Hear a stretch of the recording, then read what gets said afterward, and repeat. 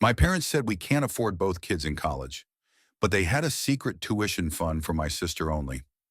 I stayed silent until graduation day when I made sure they couldn't lift their heads in public again. My name is Aiden Turner. I'm 18 years old and I grew up in Westchester, New York, the kind of quiet suburb where every lawn is trimmed like it's under HOA surveillance, and parents measure success by how many Ivy League bumper stickers they can slap on the back of a Volvo. My dad, Jonathan Turner, is a senior financial officer at a mid-sized real estate firm. My mom teaches English Lit at a private high school nearby. We weren't rich, but we had a college fund. At least that's what I always believed. I have a twin sister, Crystal, born 12 minutes after me, but it's like she's been leading ever since. She was the gifted one, straight A's model, UN piano recitals, college brochures from Yale and Princeton stacking up like fan mail. Me, I liked math, built a robotics project in junior year that actually won a regional prize. But no one at home ever asked how it went. When I got into NYU for computer science, I almost didn't open the envelope. It felt too much like hope, and hope was dangerous in my house. Still, I walked into the kitchen holding that letter, my hands shaking slightly. My mom was cooking dinner. "Mom, I got into NYU." She glanced up from a steaming skillet, blinked through the onion smoke, and nodded. "That's nice. Crystal just got her Harvard acceptance. Your dad's booking a table at Del Frisco's for tomorrow night." Del Frisco's, one of the swankiest steakhouses in Midtown. I wasn't invited. Later that evening, I asked, trying to sound casual, about tuition. My dad didn't even lower the paper he was reading. "Listen, Aiden, the family education fund isn't infinite. Crystal got a 50% scholarship at Harvard. NYU's tuition is astronomical. We have to prioritize wisely." My mom sat across the room, wringing her hands. She didn't say a word, but the way her eyes dropped to her glass of water, she knew something I didn't. I nodded. I didn't yell, didn't beg, but that nod, it cracked something inside me. I filed FAFSA, applied for small grants through NYU's alumni fund, took out a student loan. The rest I'd have to cover myself. I juggled 3 jobs. I waited tables at a Vietnamese spot in the Lower East Side, worked weekend shifts for DoorDash, and stocked frozen goods at Whole Foods every Monday morning before my 9 a.m. class. To save money, I shared a rundown apartment in Queens with 2 other students. We slept in corners, like we were squatting in someone else's life. Meanwhile, Crystal posted stories from Florence, a Harvard summer program in Italy. She posed in front of the Colosseum with the caption, "Empires Fall." I rise. I saw it while eating instant noodles in NYU's library, staring at a power bill I couldn't afford. I wasn't jealous. I just realized something: I wasn't the overlooked kid. I was the disposable one. And the lie about not enough money, it started to unravel. Crystal had a partial scholarship. So what happened to the rest of the fund? What about the family trust Dad once boasted about at a cocktail party? One night I overheard my mom whispering in the living room, "If Crystal gets into Harvard, we'll finally be respected at Rotary Club." My dad grunted. Approval, maybe. Me, I was just a liability they had to manage.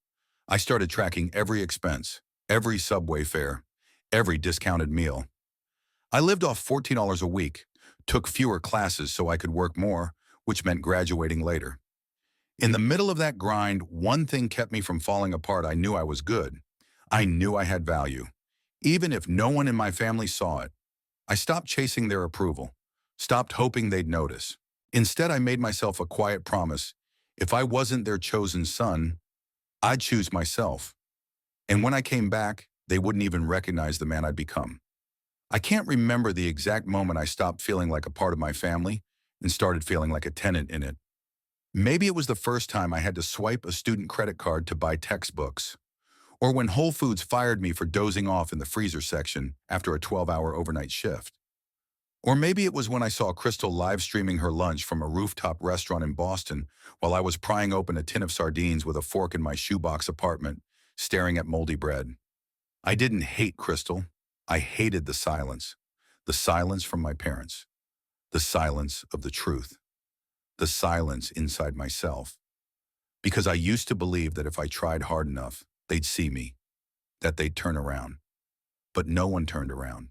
One October night, I got an email from NYU's financial office my supplemental aid had been revoked due to budget cuts. I stood frozen in front of the bulletin board, rereading the email like it might change if I blinked hard enough. Line after line like a blade across the gut. We regret to inform you that additional support will no longer be available. I had done everything right, and it still wasn't enough. I walked for hours along Broadway, no real destination, just trying to outwalk the pressure building in my chest. I ended up at Union Square Park, slumping onto a cold bench, watching people pass me by: students, office workers, couples holding takeout bags. I pulled out my phone and logged into my DoorDash app, accepted a delivery to Alphabet City. The customer was a middle-aged woman in a silk robe, clearly fresh out of a bath. She cracked the door, handed me a $5 tip, and said softly, "I hope this isn't forever for you, sweetheart." I didn't reply. But as I turned to walk away, one thought hit me square in the gut.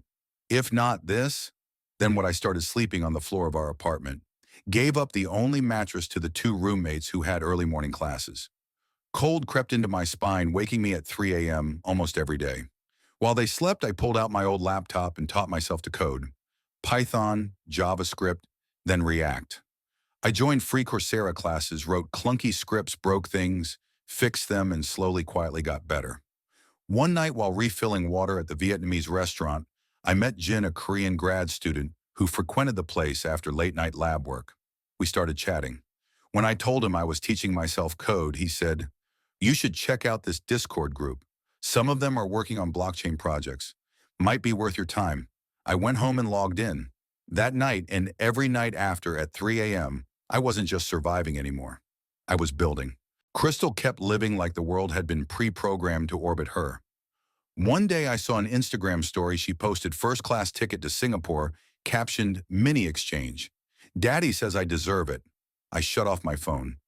Not from anger, just because my stomach was making more noise than the music in the restaurant I was working at. I remembered making her a handmade birthday card when we were 10. She looked at it, laughed, and said, "You've never been very creative, have you?" Back then I thought she was just being a brat. Now I knew. She learned it from them. I went home one weekend to pick up some old academic documents. My parents were distracted, mom in the kitchen, dad upstairs on a call. Crystal's bedroom door was cracked open. I wasn't snooping at first, but then I saw it, her desk perfectly organized, a MacBook Pro, open thick books on international law, and peeking out from under a folder, something official looking. I stepped in. It was a remittance letter, a document confirming a $40,000 transfer from the Turner Education Trust to Crystal's personal bank account.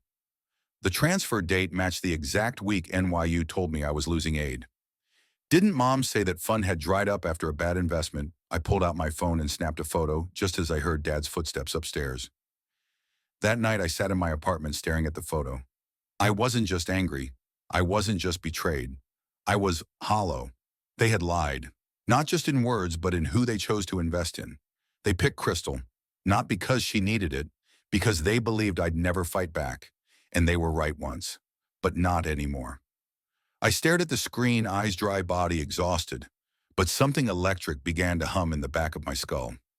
For the first time in my life, I saw it clearly. They thought I was the expendable one. Now they're going to learn exactly what happens when the forgotten son learns how to build something no one saw coming. From the moment I saw that remittance letter, I wasn't the same Aiden Turner anymore. The kid who once craved a seat at the family table was gone. I didn't want their recognition.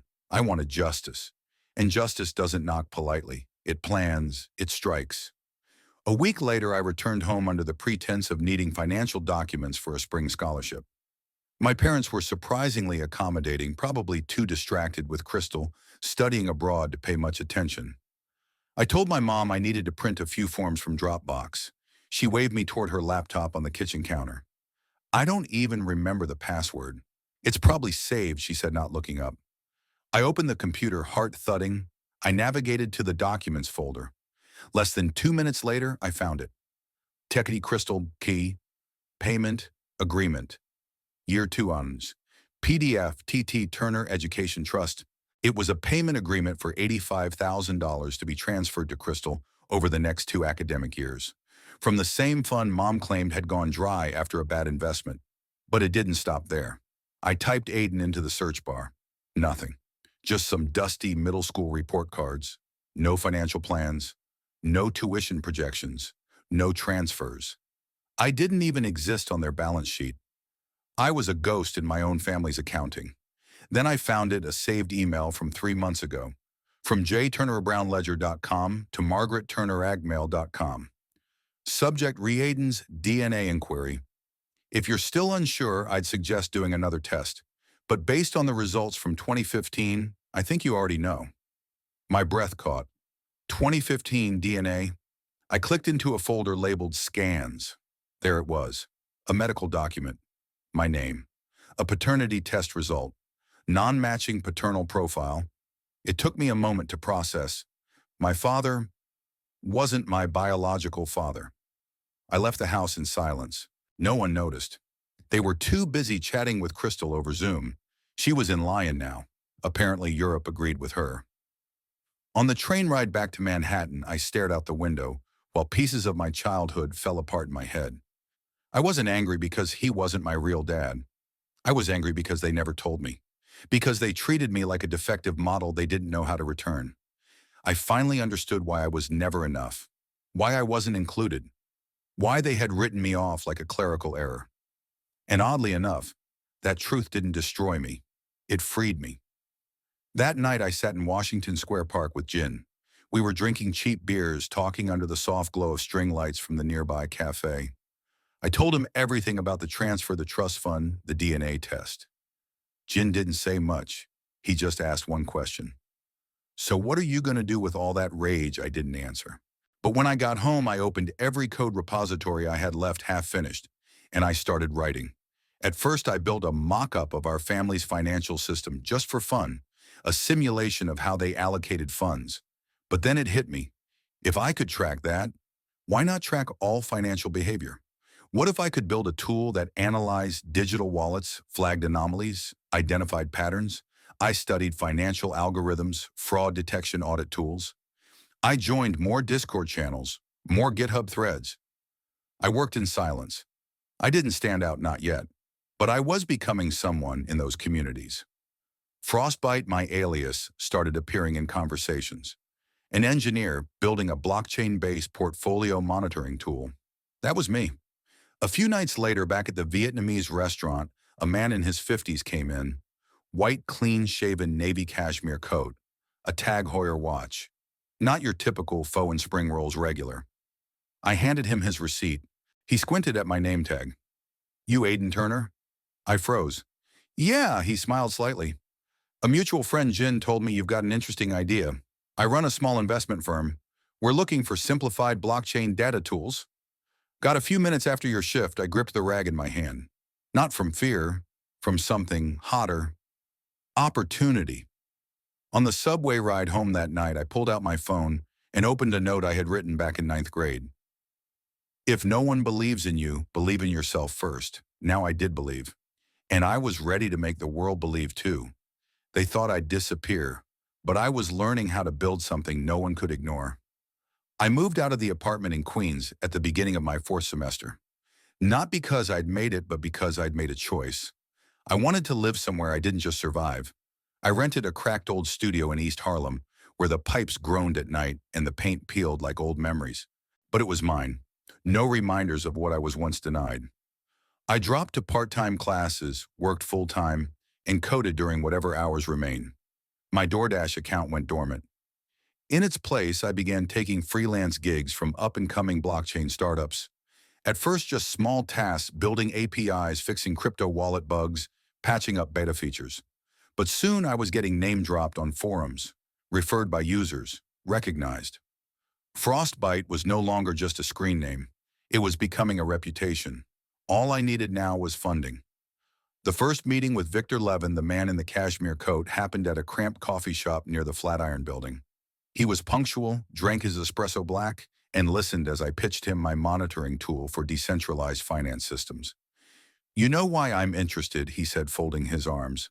Because the industry's full of shiny garbage. But you've got scars, you know how to keep your mouth shut, and clearly you know how to build. Keep your mouth shut. Not something most people considered a skill, But in Victor's world, silence meant control, discipline, leverage. He invested $25,000 into Frostbite. Not much, but enough. I bought a second-hand MacBook Pro, hired a freelance UI designer, paid for my ticket to a blockchain summit in Boston. For the first time, I wasn't an outsider peeking through the glass. I was stepping through the door, and I didn't tell anyone, especially not them.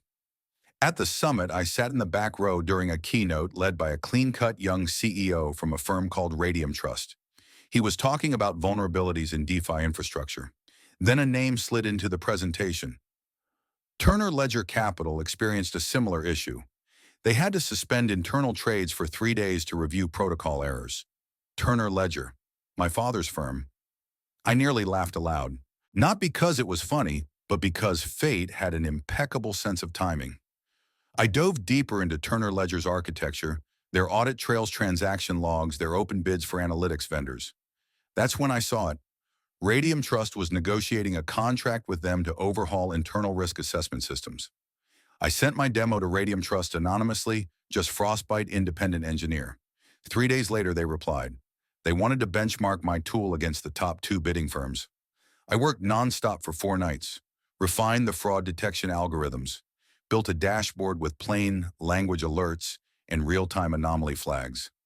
I designed it so a 50-something CFO like my father could understand it without needing a tutorial. When I hit send, my hands trembled. Either I just opened the door to my future or walked into a room far bigger than I was ready for. 2 weeks later, Radium Trust called. Frostbite, the program manager, said we'd like to proceed. We're inviting you to present your tool in person to Turner Ledger's executive team. In person, to Turner Ledger, to my father. I stood frozen in the kitchen of my peeling wall studio. They wanted me someone they discarded to stand before the company my father represented, as a tech partner. This wasn't revenge. It was equilibrium. The meeting was on the 23rd floor of a sleek midtown skyscraper. I wore a plain white shirt, charcoal slacks, and a no-brand black blazer. Clean, neat, respectable. No labels, no noise. I walked into the boardroom, connected my laptop, and introduced myself. My name is Aidan Turner, founder of Frostbite. My father sat at the far end of the long oak table. He blinked, didn't flinch, but his grip on his pen tightened visibly.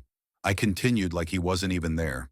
In this session, I'll walk you through how Frostbite can identify financial irregularities up to 3 days faster than competing platforms, and how our decentralized security protocol preserves client confidentiality. I met his eyes once. He looked away. That evening, I got the email. Congratulations. Frostbite has been selected as our official provider. Annual contract value $350. Formal onboarding begins next week. I didn't throw a party. I didn't post on LinkedIn. I didn't even tell Jin. I just sat alone in my apartment, stared at the screen, and thought of the look in my father's eyes as he realized who I'd become. I never needed them to get here, but that didn't mean I was going to let them forget what they did. A week after that boardroom meeting, Frostbite was officially named in Turner Ledger's internal newsletter as their new blockchain risk partner. Right there in a 2-sentence blurb, Frostbite, a young but promising analytics startup led by Aidan Turner, will join our oversight efforts effective immediately. My name, in their system, inescapable. I knew he read it.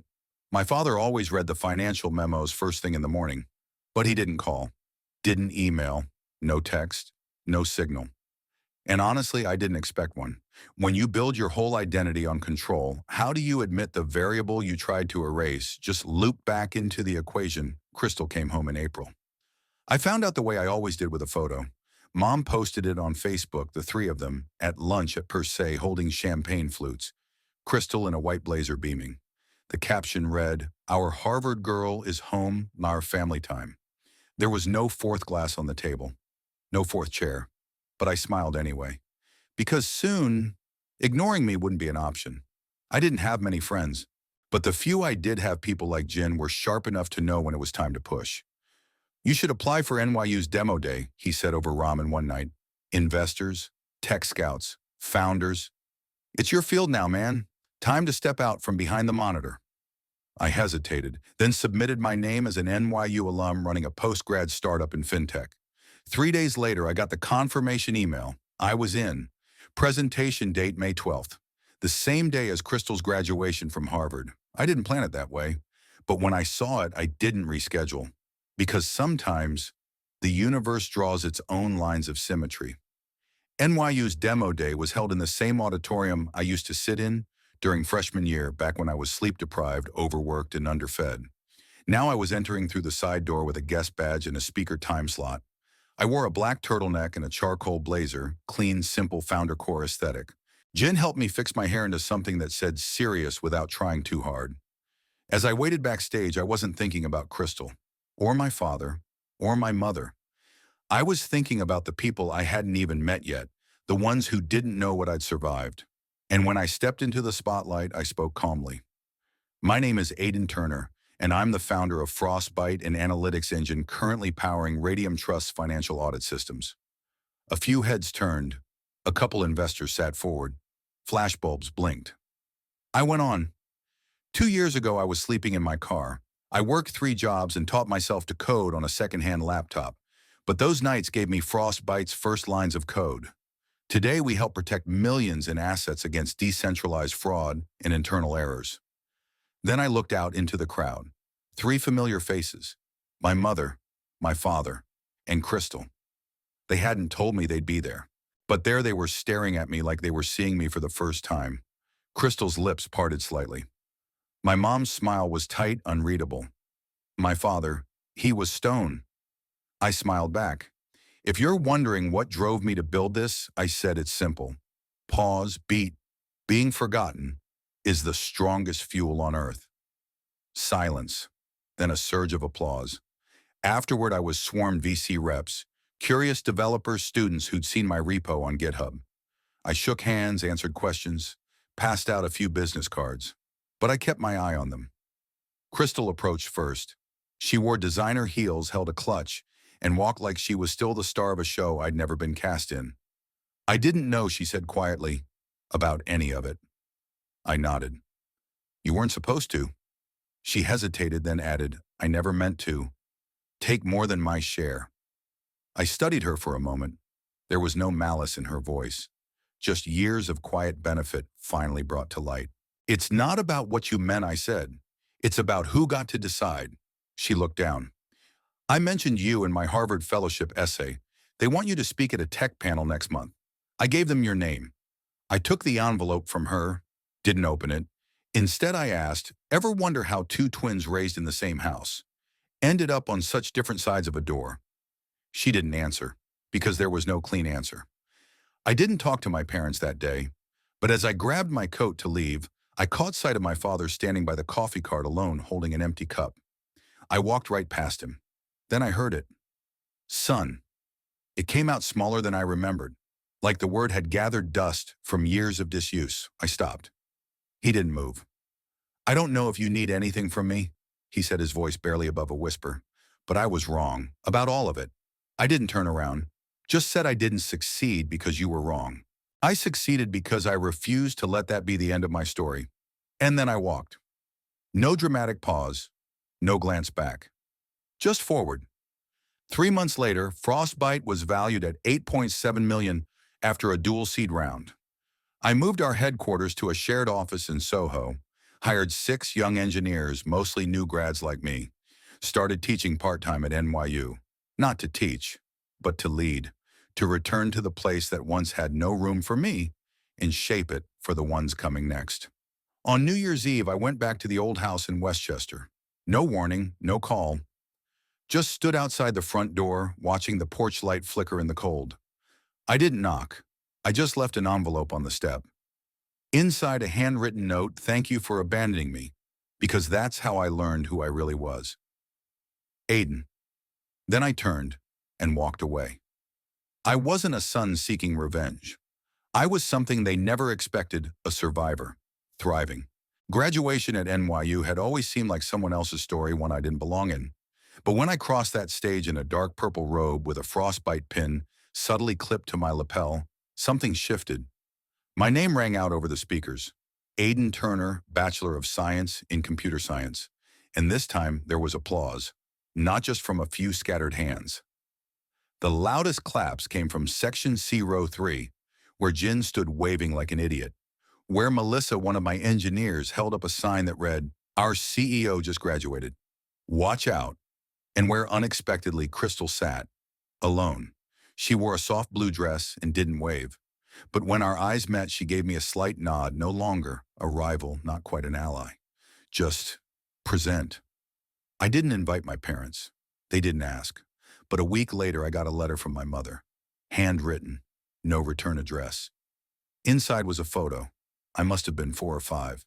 Sitting between my parents on that same front porch in Westchester. My shoelaces untied. My cheeks sticky with popsicle. On the back, in delicate cursive, "I'm sorry. We failed to see you. But you were always shining." I didn't frame it. I didn't throw it away either. I just tucked it into the back of my desk drawer where I keep things that almost made me weak again. Summer came fast in New York. The air buzzed with heat, ambition, and the hum of everyone trying to become someone.